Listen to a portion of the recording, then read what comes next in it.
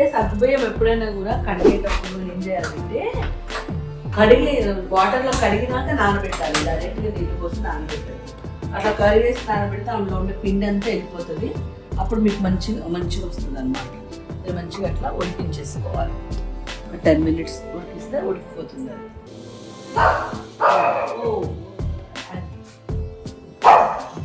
భయపడ్డా ఈ బొమ్మ తీసుకుపోతాడు.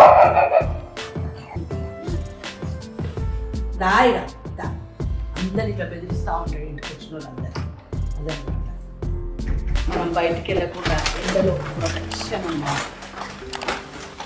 ఇది మెయిన్ మనకి తెప్పించుకున్నాను. ఎండలో పోకుండా ఇంటికే తెప్పించుకున్నాను అన్నమాట. మీరు కూడా అట్లా ఎండలో పోకుండా ఉండడానికి ట్రై చేయండి. మంచిగా కడగాలండి.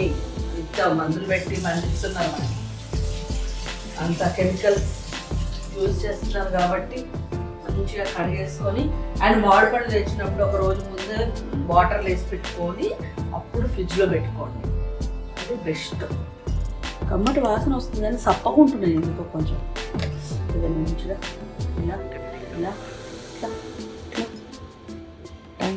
టైం ఈజీ ప్రాసెస్ అన్నమాట. ఓ కష్టపడి చెక్కు తీసి కష్టం కంటే ఇది ఇలా వచ్చేస్తుంది.